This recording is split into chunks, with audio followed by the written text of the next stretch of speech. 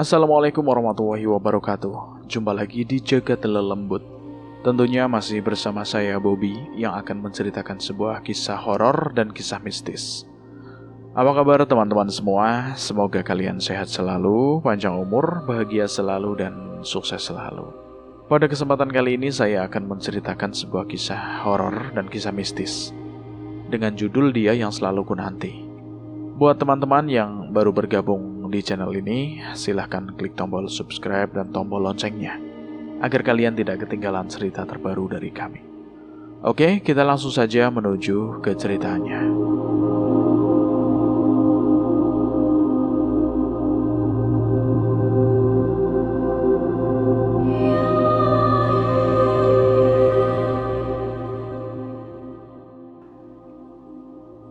Tiga bulan sudah aku berada di kota ini, kota yang mengharuskan aku tinggal hanya untuk mengais rezeki.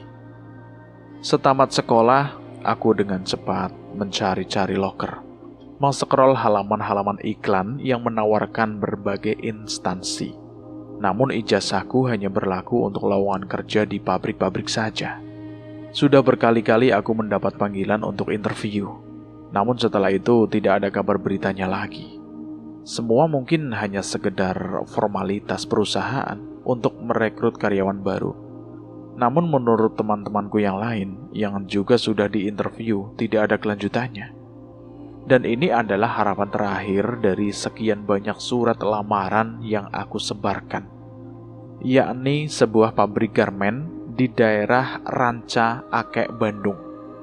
Setelah melewati berbagai prosedur, aku pun lolos seleksi dan mendapat panggilan kerja. Demi menghemat pengeluaran anggaran belanja, aku memilih untuk tinggal di mes bersama puluhan pendatang dari luar kota. Ada yang dari Bogor, Garut, Jakarta, dan sebagainya. Aku sendiri berasal dari kota Cirebon, Jawa Barat. Walaupun aku tinggal di mes, aku tetap membawa motor yang dibelikan ayahku untuk sarana transportasi. Jadi setiap hari libur dan ingin jalan-jalan, aku cukup membeli bensin saja, tanpa harus turun naik kendaraan umum. Sebagai tenaga baru, aku dan teman-temanku ditempatkan pada bagian pengangkutan barang, membawa rol-rol bahan untuk ditempatkan di bagian produksi. Keluh kesah memang sering kali aku dengar. Ya, maklumlah. Selama ini kami belum pernah mengangkat beban seberat itu. Kami hanya tahu meminta uang bayaran sekolah, uang jajan, dan uang saku untuk malam mingguan. Dan kami belum mengerti bagaimana panas perihnya orang tua kami dalam mencari nafkah untuk memenuhi kebutuhan hidup keluarga kami. Di tempat inilah kami sering curhat dari hati ke hati. Perasaan kasih sayang orang tua terhadap sang anak tidak pernah ada habisnya. Terlebih lagi tentang pengorbanan seorang ibu yang teramat besar, yang tak mungkin bisa kita bahas dengan budi dan kebaikan apapun. Ibu yang telah mengandung kita selama 9 bulan, melahirkan dengan taruhan nyawa, merawat kita dengan penuh kasih sayang, mendidik kita dengan mengantar kita ke sekolah. Mereka terus menjaga dan mengawasi pergaulan kita. Belum lagi rutinitasnya sehari-hari, dari mulai bangun tidur hingga tidur kembali. Sungguh sesuatu tugas yang tidak ringan. Adakah di keluarga kita yang dapat menggantikan tugas seorang ibu jika ia jatuh sakit? Dari pertemanan kami di sinilah, aku mulai belajar mengenal arti hidup yang sesungguhnya. Setiap ada kesempatan libur dari pabrik, kami memanfaatkan waktu luang itu dengan pilihan yang berbeda. Ada yang sekedar menghabiskan waktu dengan tetap berada di mes, sambil memanjakan diri untuk makan dan tidur sepuasnya. Ada juga yang jalan keluar untuk menikmati panorama alam Parahyangan dengan menuju taman-taman kota. Dan bagi mereka yang mungkin punya kehidupan yang lebih baik dari aku, mereka menggunakan sisa uangnya untuk pulang kampung walau hanya 1 hari saja. Aku mengambil motor di parkiran, dan tanpa tujuan yang pasti, aku melaju menempuh jalan yang kecil yang belum pernah aku lewati sebelumnya. Sampai akhirnya aku kembali ke jalan utama, menyusuri hari yang belum terlalu siang. Ternyata kawasan ini termasuk kawasan industri yang lumayan besar. Aku melihat ratusan karyawan yang masuk pintu gerbang di sebuah pabrik sepatu. Julukan Paris Van Javanya Indonesia yang sudah melekat untuk kota Bandung ini memang bukan sekedar lambang atau julukan kosong. Di sini juga aku melihat banyak rumah-rumah warga yang mempunyai pekerjaan tetap sebagai rumah produksi pakaian jadi. Dari celana jeans, jaket kulit, dan imitasi juga kaos dengan gambar sablon yang menawan hati. Pantas saja, banyak pedagang-pedagang di pasar tempat tinggalku itu mengatakan untuk membeli pakaian memang lebih baik ke Bandung saja.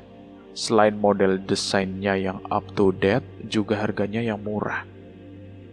Di sepanjang jalan utama, aku banyak melihat toko-toko pakaian jadi, serta aksesoris yang menjamur dan hampir menyaingi mal-mal yang ada.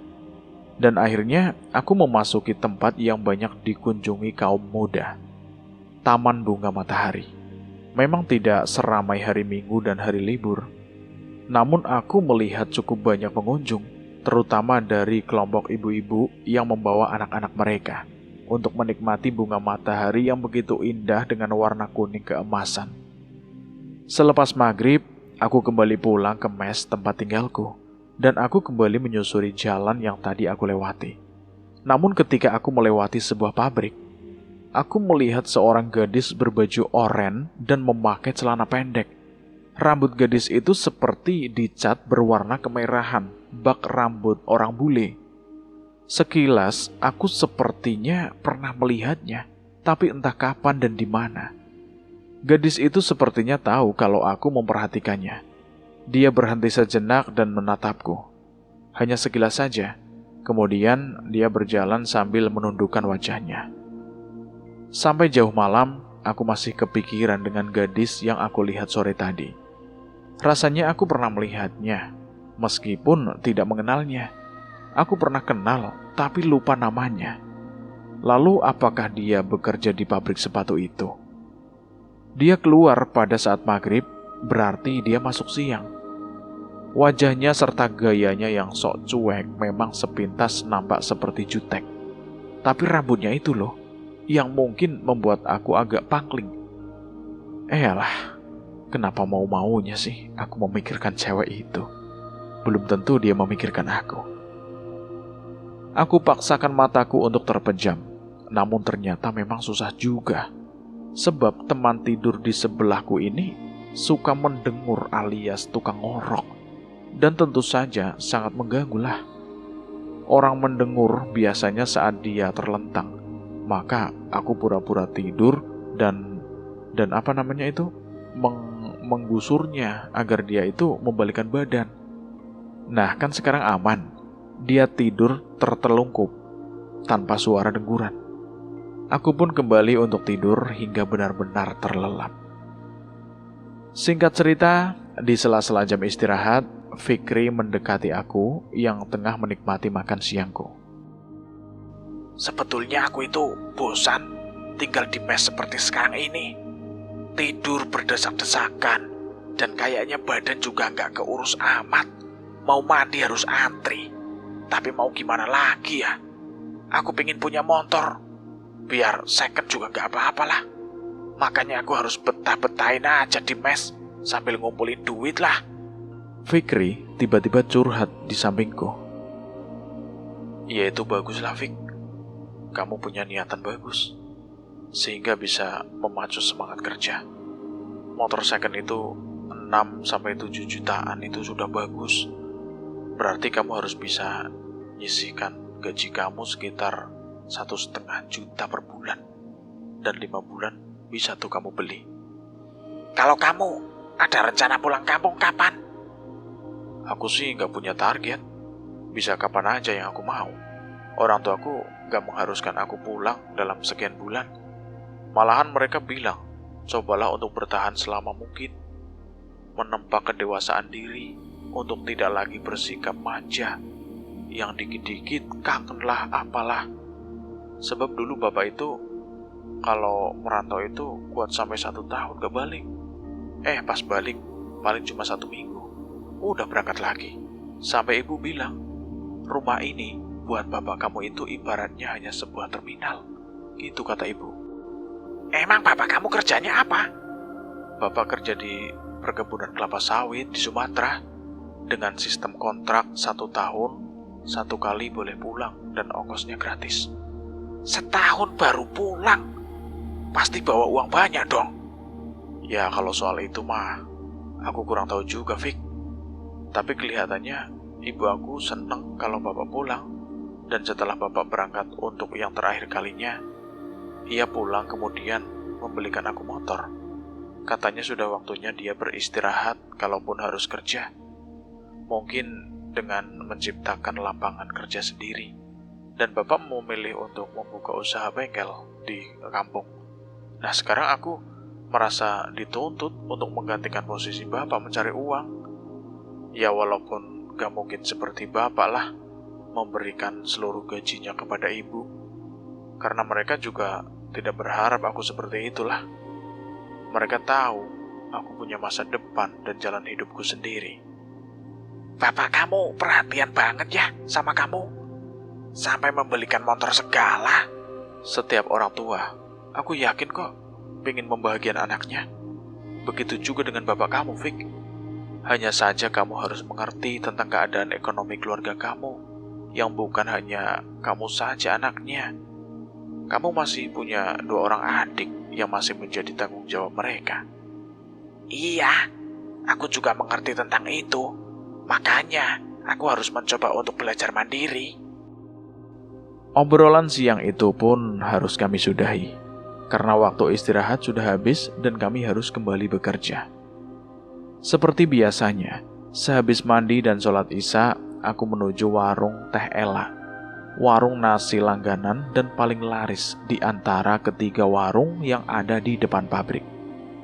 Warung Teh Ela memang selalu penuh dengan anak-anak pabrik, karena masakannya yang enak, serta menunya yang sering diganti-ganti juga bersih dan rapi. Teh Ela gak sendirian dalam mengelola warung. Ia dibantu dengan adiknya yang cewek, yang baru keluar sekolah dan rencananya sebentar lagi akan menikah. Teh Ela sendiri seorang janda muda beranak 1 berumur 2 tahun. Wajahnya yang cantik serta murah senyum, membuat banyak anak muda yang kepincut juga ingin mendekatinya. Tapi aku yakin mereka hanya sebatas suka dan sudah merasa senang jika bisa ngobrol sama Teh Ela.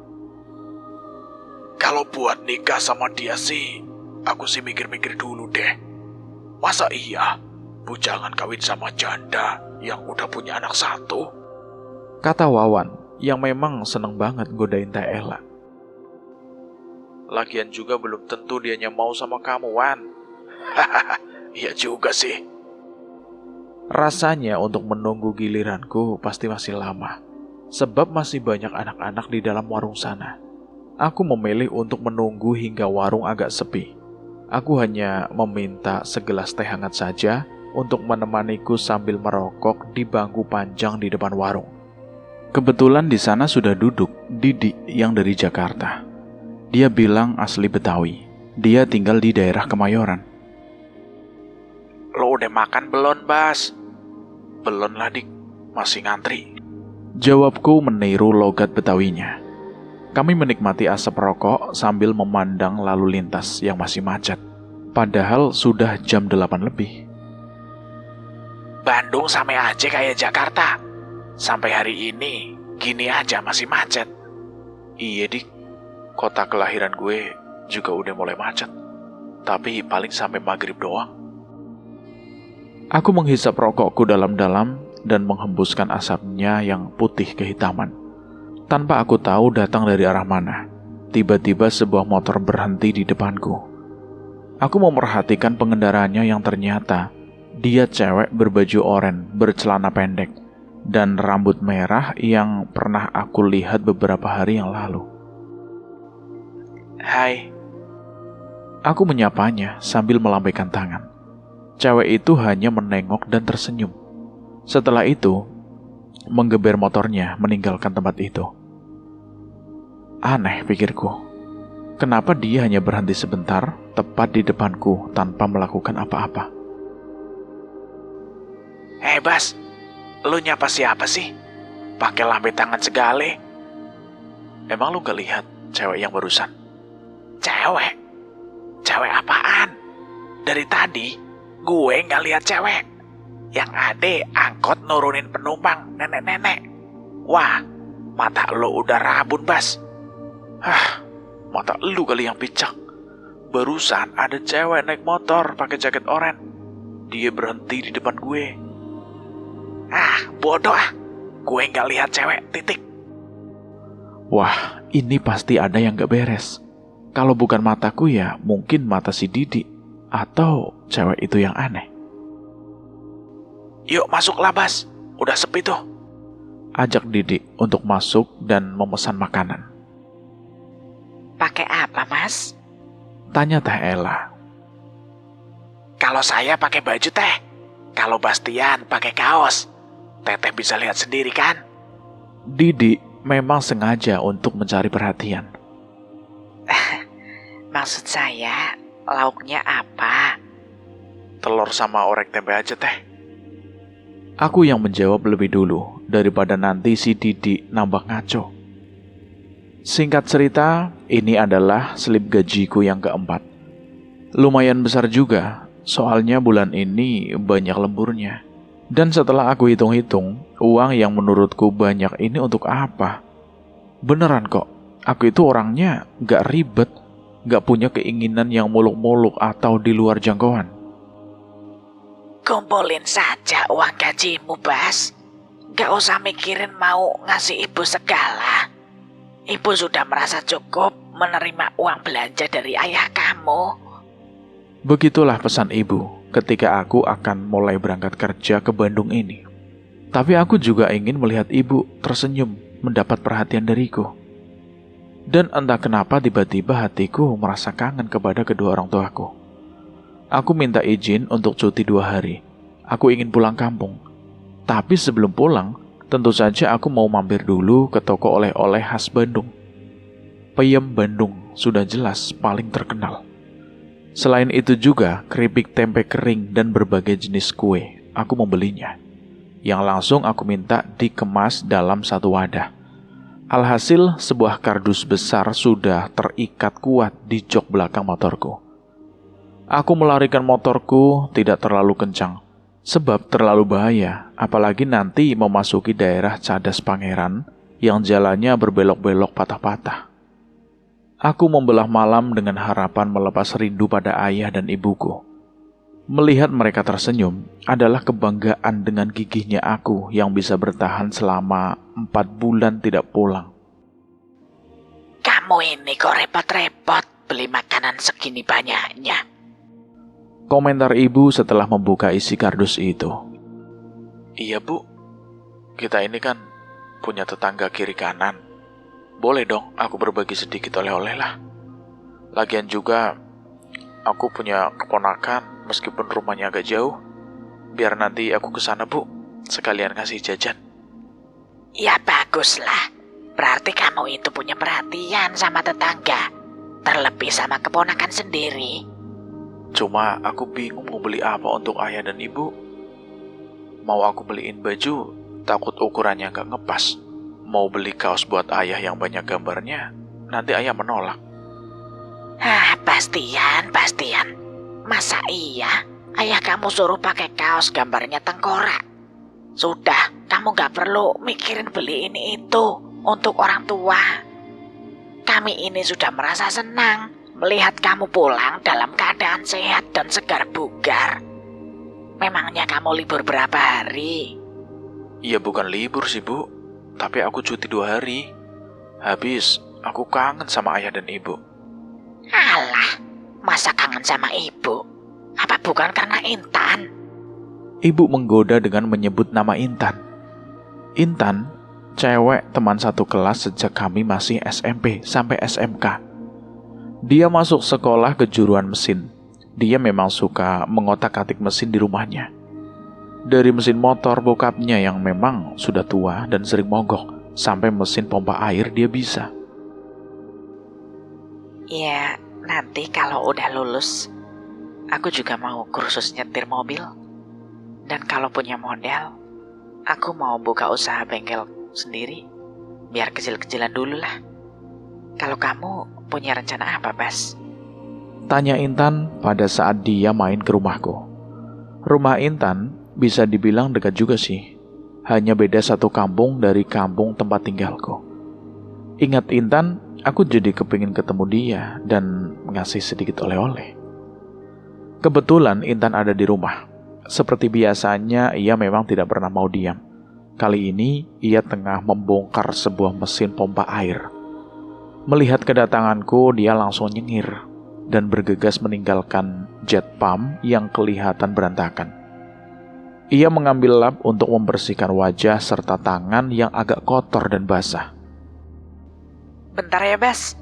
Aku ganti kaos dulu, sekalian ambil minum. Aku juga haus kok, duduk dulu deh. Intan menyambutku dan ia menyuruhku duduk di bangku teras. Tak berapa lama, dia keluar dan sudah berganti kaos yang tadi basah dan agak kotor. Kamu ini Tantan. Nyambut aku pakai salin segala. Kayak tamu agung aja. Aku juga ngehargain kamu, Bas. Kamu memang tamu agung buatku.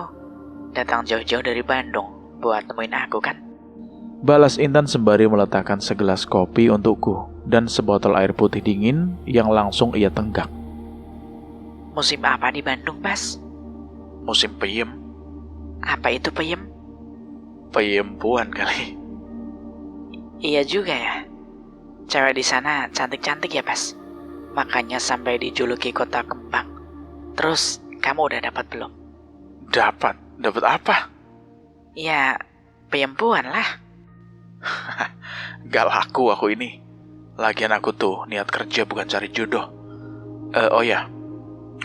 Ini aku bawa sedikit cemilan buat kamu. Aku memberikan 2 kantong plastik berukuran besar yang berisikan peyem dan keripik tempe. Gak usah repot-repot lah, Bas. Tapi kalau bisa banyakkan juga boleh. Maunya sih gitu, tapi bawanya susah. Oh ya, kamu lagi sibuk benerin pompa. Apa aku gak ganggu? Udah ganggu dari tadi baru nanya. Gak kok. Pompa itu punya tetangga aku. Kayaknya agak berat deh rusaknya. Jadi aku bawa ke rumah biar lebih tenang aku ngerjainnya.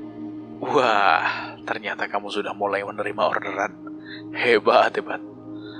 Sesuai dengan jalur pendidikan kamu. Gak seperti aku, lulusan teknik mesin, masuk kerja di garmen. Kerja gak harus satu arah dengan pendidikan kita, Bas. Mungkin aku juga kalau ngelamar kerja ya paling di pabrik lah. Jarang ada perusahaan otomotif yang buka loker buat anak lulusan SMK. Paling bisa kita cuma jadi bagian pemasaran sales yang kerjanya itu keluyuran cari konsumen. Kata Intan, lalu membuka kantong plastik dariku. Ia menggigit keripik tempe sedikit. Renyah banget. Kamu sih enak, Tan. Rumah kamu di pinggir jalan. Ya, walaupun bukan jalan utama sih. Setidaknya bisa terlihat oleh orang seandainya kamu buka bengkel sendiri. Halaman rumah kamu cukup luas juga. Tinggal minta modal aja sama bokap. Kalau soal montir yang sudah punya pengalaman, kita tinggal nyari aja sama teman-teman. Intan sepertinya tengah asik menikmati keripik tempe sampai dia nggak ngedengerin apa yang aku katakan. Dan hanya manggut-manggut saja dia, persis burung pelatuk. Sebenarnya kamu udah punya cewek belum, Bas? Kan aku udah bilang, aku kerja cari uang, cari pengalaman, bukan mau cari cewek. Kalau soal cewek itu gampang kok. Di hadapan aku ini ada cewek cantik yang masih jomblo. Dan kayaknya gak ada salahnya kalau aku nembak dia. Tapi urusan dia terima atau menolak itu masalah belakangan. Maksud kamu aku? Kenapa kamu gak tembak aja, Bas? Kamu ngarep. Intan tidak menjawab pertanyaanku. Pandangan matanya memandang lepas ke atas langit yang agak teduh karena mendung. Aku cuma sering keinget sama kamu, Bas. Padahal banyak cowok yang ngarep sama aku. Bahkan waktu kita di kelas akhir dan PKL di sebuah bengkel yang lumayan besar, aku merasa senang jika kita bisa bekerja sama, mempelajari bagian-bagian mesin. Itu kenangan terindah buat aku, Bas. Sama, Tan. Aku juga sering ingat kamu. Sebab memang hanya kamu cewek satu-satunya di kelas kita. Aku sering berpikir, apa kamu mau jadi seorang teknisi yang umumnya dipegang oleh laki-laki? Tapi pada akhirnya, aku melihat kesungguhan dalam diri kamu. Dan semoga kamu sukses ya, Tan. Bas, aku gak lagi ngomongin bakat. Aku lagi cerita tentang perasaan aku ke kamu. Sebel. Aku belum bisa bilang sekarang, Tan. Masih butuh waktu untuk ke arah sana. Kami sama-sama terdiam. Aku melihat ada kecewa di mata gadis itu. Aku pulang dulu ya, Tan. Emangnya kamu kapan berangkat lagi ke Bandung? Besok. Gak punya waktu buat aku, Bas. Memang kamu mau kemana sampai perlu aku temenin? Ya udah kalau mau pulang sih. Makasih oleh-olehnya ya, Bas. Iya, Tan, sama-sama. Aku juga terima kasih. Karena ternyata kamu masih mau mengenal aku. Pintu rumahku selalu terbuka untuk kamu, Bas. Begitu juga dengan pintu hati aku. Aku hanya mengangguk, memandangnya, kemudian pergi meninggalkan Intan, yang masih berdiri melepas kepergianku. Ayah kagum sama kamu, Bas. Kamu bisa bertahan sampai 4 bulan. Padahal jarak Bandung Cirebon kan hanya 3 jam perjalanan.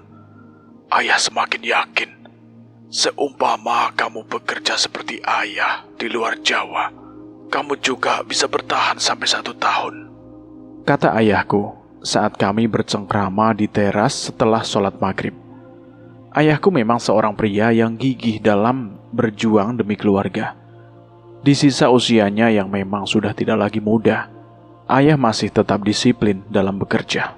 Ia tetap punya komitmen dalam soal waktu. Padahal ia bekerja di bengkelnya sendiri, yang seharusnya bebas dia berangkat atau pulang. Tapi aku gak berminat bekerja di perkebunan seperti ayah dulu. Banyak nyamuk ya. Nah, itulah yang pertama kita bayangkan. Sama, ayah juga dulu sebelum berangkat berpikir begitu. Takut ini dan itu. Apalagi yang namanya perkebunan itu luasnya ribuan hektar. Tidak mustahil kalau masih ada binatang buasnya. Tapi ayah mengesampingkan perasaan itu. Ayah berpikir, kapan lagi kesempatan ini datang? Dan dengan satu tujuan pasti, mencari uang demi memenuhi kebutuhan hidup. Ayah berangkat, dan alhamdulillah, hingga sekarang, ayah tetap sehat walafiat. Ayah kembali menyeruput teh manis kesukaannya dan mengunyah peyem atau tapai oleh-oleh dariku. Tapi sampai sekarang, ayah belum pernah mendengar kalau kamu sudah punya pacar. Ibu kamu saja sering bisik-bisik sama ayah. Katanya sudah pingin menimang-nimang cucunya. Sambung ayah sambil menunjuk ibu yang tengah menikmati dodol gula aren. Aku mah belum kepikiran seperti itu ya. Baru juga belajar kerja. Aku juga pulang selain kangen sama ayah dan ibu, juga memberikan uang gajiku ini. Aku takut hilang kalau aku simpan di dalam tas terus. Nah, ibu gunakan saja untuk keperluan ibu ya. Aku hanya mengambil untuk bekal saja. Ibu sudah gak membutuhkan apa-apa. Makan sudah cukup. Pakaian paling juga setahun sekali. Jadi sebaiknya kamu simpan di bank saja, demi untuk masa depan kamu. Naluri seorang ibu itu sangat peka. Ibu tahu kalau saat nanti kamu tengah mencari jodoh kamu. Jawaban ibu sungguh mengejutkan. Dari mana ibu tahu? Perasaan ibu saja. Tapi benar kan? Aku tidak bisa menjawab pertanyaan ibu, sebab pada kenyataannya, aku belum pernah menjalin hubungan secara resmi pada seorang cewek manapun. Oh iya, bagaimana kabarnya Intan? Dia baik-baik saja. Lagi sibuk itu benerin pompa air punya tetangga. Apa iya? Kayak anak cowok aja. Apa dia belum kerja? Dia nggak mau, Bu. Maunya buka usaha sendiri di rumah. Bikin bengkel motor. Oh gitu ya. Dia gadis yang baik, cantik, dan kemauannya keras. Ibu suka sama dia. Ibuku mengatakan kata-kata itu seakan ada penekanan pada nadanya. Iya, Bu. Apa kalian belum berbicara dari hati ke hati? Maksud Ibu? Untuk menjalin hubungan yang serius? Aku hanya tersenyum kecut mendengar penuturan ibu yang akhirnya menjurus ke arah sana. Jangan memaksakan diri kamu, Bas. Urusan jodoh itu bukan hal yang main-main. Biarkan hati kamu yang memilih dan menentukan masa depan kamu sendiri. Iya, Ayah. Tapi Ibuku tak jadi meneruskan kata-katanya karena melihat isyarat dari ayah yang menggoyang-goyangkan ibu jarinya. Jam baru pukul 8. Aku berniat untuk nongkrong dulu di jalan depan sana. Biasanya jalan ini jika malam hari akan berubah menjadi pasar dadakan. Dari mulai pedagang rokok sampai jamu seduh ada, gorengan dan berbagai jenis cemilan atau makanan berat lainnya, seperti ketoprak dan soto ayam. Kalau buah-buahan, harganya akan melambung dibanding pada siang hari. Entah karena apa. kamu mau kemana, Bas? Kalau mau keluar, tolong beliin ibu gorengan yang langganan ibu itu ya. Yang dekat musola di Kidul itu loh. Iya, Bu. Nanti saya belikan.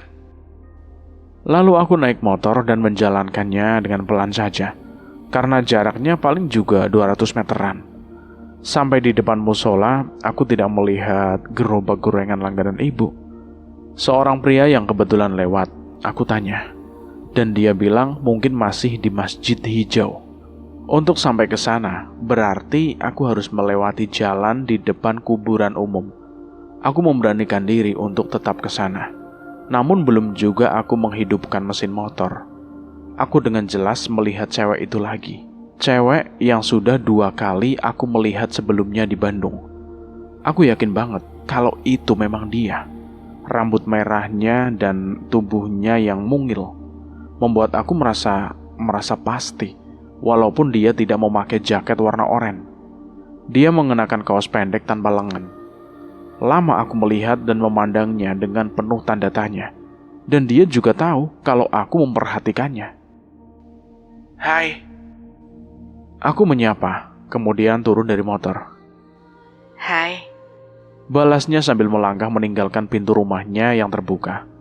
Namun baru beberapa langkah saja dia berjalan. Rea, tolong ini jagain adik kamu. Teriak seorang yang mungkin adalah ibunya dari dalam. Cewek itu pun membalikkan badan dan kembali masuk ke dalam rumah. Rea. Jadi namanya Rea. Tapi kayaknya aku pernah dengar nama itu. Aku memperhatikan rumah yang dindingnya sudah kumuh dan semua catnya itu sudah hampir terkelupas seluruhnya. Dan di sebelahnya sebuah musola yang berdiri kokoh dengan warna cat hijau dan putih. Sungguh kontras. Tapi sepertinya dulu pada masa aku masih anak-anak, aku sering memasuki musola ini yang waktu itu belum sebagus sekarang. Iya, aku ingat kalau aku pernah belajar mengaji di tempat ini dan rumah kumuh itu.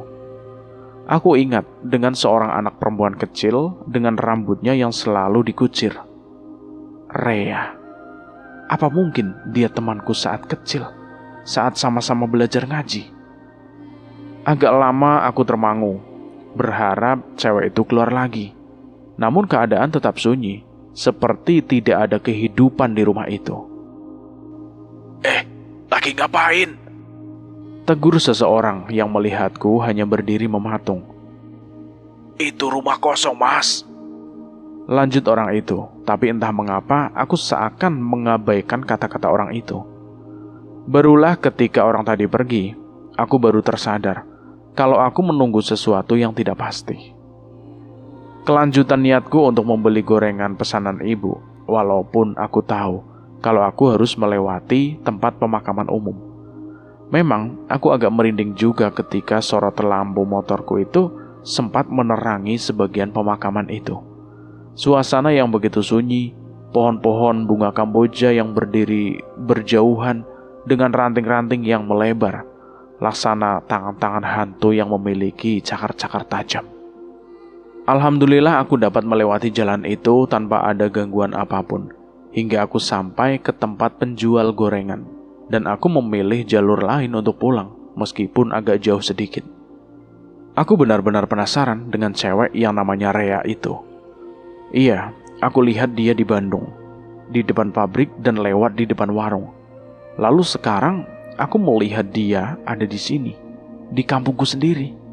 Apakah Rea yang aku lihat di sana sama dengan Rea yang aku temui barusan?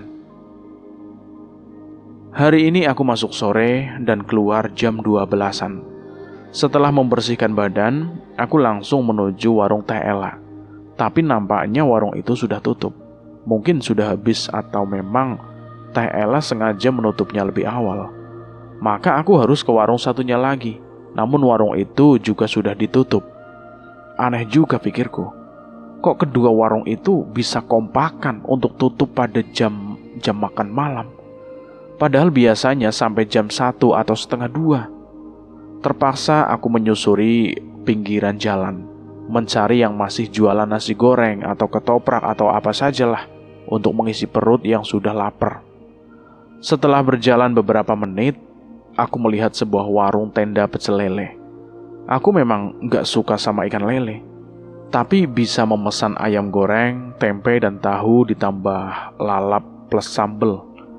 Di dalam warung sudah ada cewek yang tengah asik menikmati pecel lelenya. Ia tidak menoleh padaku saat aku duduk di sampingnya. Setelah pesananku sudah jadi, aku bermaksud basa-basi menawarkan makan padanya. Alangkah terkejutnya setelah ia membuka topi hitam yang sedari tadi menutupi kepalanya. Rambut cewek itu berwarna pirang, persis rambut kuda. Dan setelah aku perhatikan, aku memang gak salah lihat, dia memang Rea, cewek yang semalam aku lihat di rumahnya.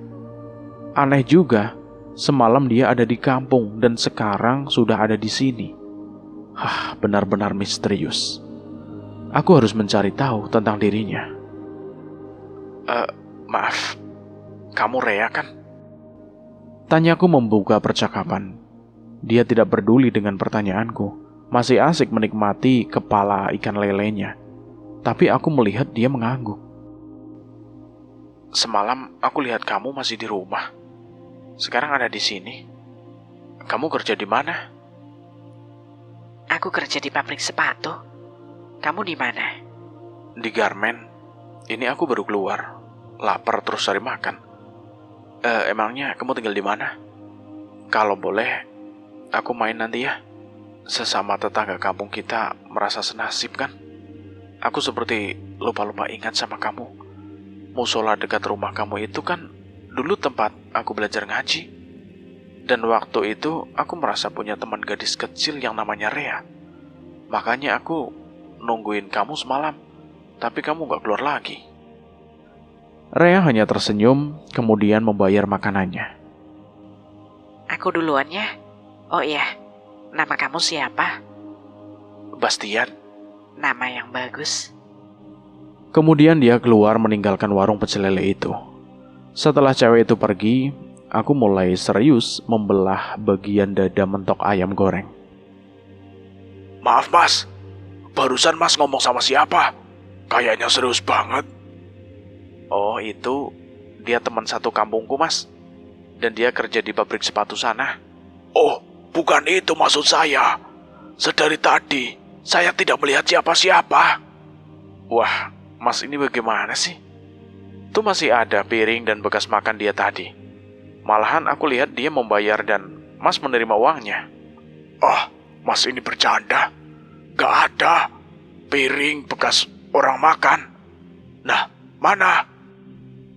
Pemilik warung tetap pada pendiriannya, dan memang benar apa yang dikatakannya. Tidak ada piring dan duri ikan sisa makanan Rea yang tadi sempat aku lihat itu. Aku memandang kosong pada tempat di mana Rea tadi duduk. Tiba-tiba aku merasa bulu kuduku berdiri. Ini bukan pertama kalinya saya melihat orang yang katanya sedang ngobrol sama seorang gadis cantik. Sama kayak Mas ini, serius ngobrolnya. Dan saya perhatikan tidak ada siapa-siapa. Kayaknya sudah 3 kali saya mendengar ini. Saya punya pendapat kalau gadis yang Mas ajak bicara tadi itu adalah arwah penasaran, Mas. Arwah penasaran. Tapi semalam saya lihat dia ada di rumahnya di kampung. Kebetulan rumah aku nggak terlalu jauh sama rumahnya dia, Pak. Balasku sambil mengusap lenganku yang merasakan merinding. Sebetulnya itu aneh kan, Mas? Secara bersamaan, Mas dan gadis itu berada di tempat yang sama. Coba Mas ingat-ingat, waktu pertama kali Mas ketemu dia, dan sampai sekarang ada yang aneh tidak? Pertanyaan yang sulit untuk aku jawab, karena aku harus mengakui kalau semua itu memang aneh. Terlebih saat aku di depan rumahnya, dan laki-laki itu bilang, "Itu rumah kosong, Mas." Hanya saja saat itu aku tidak memperhatikannya. Tempat ini kalau sudah jam-jam segini itu sepi, Mas. Orang jarang yang mau melintas di jalan ini. Soalnya sudah banyak yang melihat penampakan gadis yang ciri-cirinya persis seperti yang Mas ceritakan tadi. Sampai warung saya juga jarang ada pengunjung. Tapi mau gimana lagi? Mencari tempat untuk pindah tidak mudah. Harus izin sana-sini. Belum lagi kalau kebetulan daerah itu banyak premannya. Wah, boro-boro dapat untung. Yang ada dagangan habis, uang gak ada. Kata pemilik warung yang sudah cukup lama berjualan di tempat itu. Katanya sih di depan sana pernah terjadi korban tabrak lari. Tapi saya tidak tahu persis. Sebab kebetulan warung saya tutup waktu saya pulang kampung. Aku hanya termangu mendengar cerita dari pemilik warung ini. Apakah korban tabrak lari yang dimaksud itu adalah Rea? Sehingga dia menjadi arwah penasaran yang katanya sering jahil di sekitaran jalan ini. Sejak pulang dari warung pecel lele itu hingga di mes, aku masih memikirkan tentang Rea, gadis yang mungkin menjadi korban tabrak lari itu. Lalu kenapa dia selalu menampakkan wujudnya kepadaku? Apa mungkin karena cuma aku yang kebetulan satu kampung dengannya, dan kebetulan juga pabrik tempat kerjanya tidak jauh dari tempatku bekerja? Sepertinya aku harus mengungkap misteri ini. Tapi bagaimana caranya? Sedangkan aku sama sekali tidak mengerti masalah gaib. Baru hampir pagi aku bisa tertidur dengan nyenyak. Entah kenapa sejak pertama kali aku makan di warung pecel lele itu, aku merasa ketagihan. Kebayang nikmatnya rasa gurih ayam goreng, serta tempe tahu goreng, dan ada lalapan plus sambal yang gratis. Tapi sayang, warung itu mulai buka pada jam 5 sore. Itu pun belum bisa melayani pembeli, baru persiapan saja. Aku menunda rasa ingin makanku dulu. Memang belum terlalu lapar, jadi nanti saja sehabis maghrib. Dan benar saja, setelah aku kembali lagi, mas penjual itu langsung menanyakan apa yang ingin aku pesan. Dengan lahapnya aku menyantap makananku hingga bersih tanpa sisa, dan keringat mulai membanjiri wajahku yang disebabkan rasa pedas namun nikmat. Belum sempat aku bertanya-tanya tentang lanjutan cerita korban tabrak lari itu, tiba-tiba aku melihat sebuah mobil sedan meluncur dengan kecepatan tinggi. Dan sedetik kemudian terdengar suara lain yang tidak kalah terkejut. Bruak! Suara sesuatu yang membentur benda dengan sangat keras. Aku dan pemilik warung langsung keluar untuk melihat suara apa tadi. Ternyata mobil sedan yang barusan aku lihat kini berhenti di sebuah pohon besar dengan posisi bagian depan itu mencium batang pohon. Belum sempat kami mendekat, tiba-tiba mobil itu mulai mengeluarkan asap. Kami berdua berinisiatif untuk mengeluarkan sang pengemudi yang nampaknya tergencet setir. Namun kami tidak bisa membuka pintu yang mungkin terkunci dari dalam. Percikan api mulai terlihat di bagian depan mobil. Selanjutnya menjalar dan BEM! Ledakan keras terdengar dan mengundang perhatian pengendara yang lewat. Namun mereka juga sama seperti kami, hanya memandangi kobaran api yang menjilati badan mobil dan sopir di dalamnya tanpa bisa memberikan pertolongan. Dan di depan sana, di balik kobaran api, samar-samar aku melihat bayangan seseorang wanita yang sudah sering aku lihat akhir-akhir ini. Entah ada yang melihat atau tidak, sosok wanita yang memang Rea. Dia tertawa-tawa cekikikan, seakan merasa senang dan puas. Pemilik warung yang ada di sebelahku geleng-geleng kepala sambil berkata, "Ini untuk yang ketiga kalinya terjadi kecelakaan yang memakan korban." Aku melihat sosok Rea melangkah tenang meninggalkan lokasi tersebut. Warga sekitar yang mendengar suara ledakan segera berduyun-duyun melihatnya. Dan dengan peralatan seadanya, mereka bergotong royong untuk memadamkan api, serta mengeluarkan mayat seorang lelaki yang sudah gosong. Malam ini aku berniat untuk datang ke pabrik tempat Rea sebelumnya bekerja. Aku ingin bertanya tentang kebenaran cerita pemilik warung pecel lele itu. Setidaknya aku bisa bertanya pada security atau salah seorang karyawan yang mengenal Rea. Namun belum sampai aku mendekati pos security pabrik sepatu tersebut, mataku menangkap sesosok cewek yang memakai jaket oranye dan bercelana jeans pendek, serta rambutnya yang dikucir ke belakang. Rea. Cewek itu baru saja keluar dari gerbang pabrik. Kemudian ia menyeberangi jalan raya. Aku membatalkan niatku untuk mencari informasi. Lebih baik aku mengikuti kemana tujuan cewek aneh itu. Aku pun menyeberangi jalan, membuntutinya dari jarak yang menurutku aman. Aku melihat Rea terus berjalan di bawah siraman lampu jalan serta rimbunnya pepohonan. Rea berhenti di tempat kejadian semalam. Ia duduk di sebuah pembatas solokan besar dengan menundukkan kepalanya. Untuk beberapa saat, aku hanya terdiam di tempatku, berdiri dan memperhatikan cewek itu. Dan sepertinya ia tengah melihat sesuatu di bawah saluran air yang nampak kering dan penuh dengan sampah. Lama di sana, sepertinya aku punya kesempatan untuk mendekatinya.